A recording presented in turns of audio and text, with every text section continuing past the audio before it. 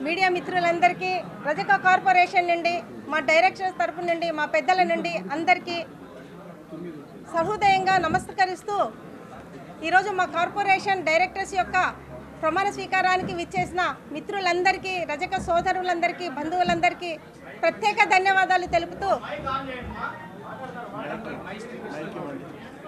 మా రజక జాతికి ఒక మంచి సుదినము అని ప్రముఖంగా మేము గట్టిగా నమ్ముతూ ఒక విషయాన్ని మీడియా పరంగా మేము వెల్లడించదలుచుకున్నాము. ఈరోజు మా బీసీ మినిస్టర్ సవితా మేడం గారు వస్తారు అనే ఆశతో ఉన్నాము. చివరి క్షణంలో రాలేకపోయారు. వారికి మేము మా రజక కమ్యూనిటీ రజక కార్పొరేషన్ నుండి కొన్ని వినతి పత్రాలు ఉన్నాయి. వాటిని మేము మేడం గారికి మెమరాండం ఇస్తూ కొన్ని సదుపాయాలు మాకు కావాలని కోరడం జరుగుతుంది. వారు మాకు మరీ టైం కేటాయిస్తాము అన్నారు. ఇప్పుడు రాలేకపోయినా ఈ మధ్య కాలంలో రాష్ట్ర కార్పొరేషన్ రజక కార్పొరేషన్ బాధ్యత తీసుకున్న తర్వాత మొదటగా ఆంధ్రప్రదేశ్లో రజక వెల్ఫేర్ కమిటీ ఏదైతే ఉందో అన్ని జిల్లాలలో మళ్ళీ పునః ప్రారంభం కావాలని GO 6ను ఇంప్లిమెంట్ చేయాలని ప్రిన్సిపల్ సెక్రటరీ గారికి అలాగే జిల్లా కలెక్టర్స్ గారికి మేము ఒక రిప్రజెంటేషన్ ఇచ్చాము. వారందరూ పెద్దలు సానుకూలంగా స్పందించి వాటి అమలు కోసము ప్రయత్నం చేశారు. ఇంప్లిమెంట్ చేస్తున్నారు. కొన్ని జిల్లాలలో వచ్చేసింది, మిగతా జిల్లాలో తొందరలో వెల్ఫేర్ కమిటీ ప్రారంభమవుతుంది. రెండవది GO నంబర్ 27 ఏదైతే గవర్నమెంట్ ఇన్స్టిట్యూషన్స్ ఉన్నాయో వాటన్నింటిలోన రజక సోదరులకు సోదరీమణులకు రావాల్సిన ఏదైతే ఉద్యోగాలు ఉన్నాయో అవి కేవలం రజకులకు మాత్రమే రావాలి అని మేము ఒక రిప్రజెంటేషన్ ఇచ్చాము.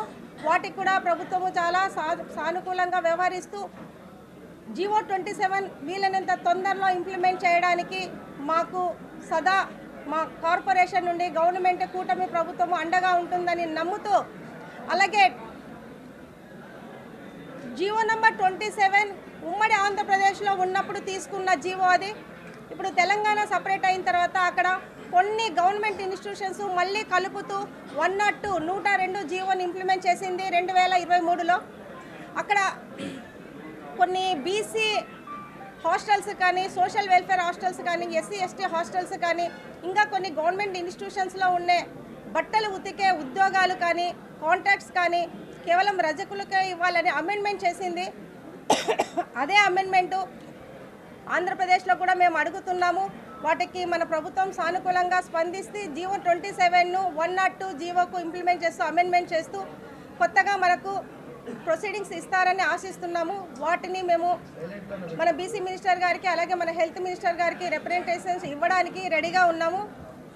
దీనితో పాటు GO నంబర్ 18 అండ్ 19 ఏదైతే ఉన్నాయో రజకులకు సంబంధించిన స్థలాలు అంటే వాళ్ళు ఉతుక్కునే బట్టలు ఉతుక్కునే చెరువులు వాటికి సంబంధించినవి ప్లస్ మున్సిపల్ కాంప్లెక్స్లో రజకులకు సంబంధించిన కేటగిరీ ఏదైతే ఉందో ఎంతైతే మనకు అక్కడ లాండ్రీ పెట్టుకోవడానికి డొమెస్టికల్ లాండ్రీస్ పెట్టుకోవడానికి గవర్నమెంట్ GO నంబర్ 18 అండ్ 19 ఏ విధంగా ఇచ్చిందో దాని ఇంప్లిమెంటేషన్లో లేదు.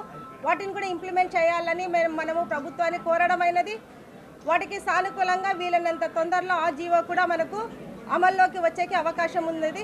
ఇవన్నీ కూడా మేము మన మినిస్టర్స్ గారికి మన హెల్త్ మినిస్టర్ గారికి మన బీసీ మినిస్టర్ గారికి రిప్రజెంటేషన్ రూపంలో మనం అందించాలన్నాము. వీటిని మరి తర్వాత వారు స్వీకరిస్తాను అన్నారు. వీలైనంత తొందరలో మనకి ఈ జీవోస్ అన్ని అమలులోకి వచ్చేకి అవకాశం ఉంది.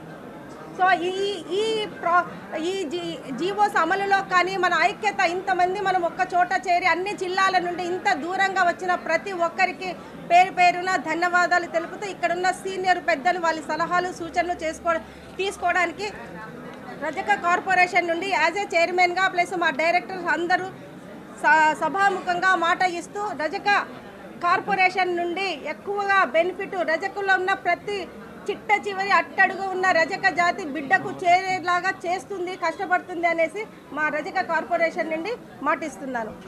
ధన్యవాదాలు.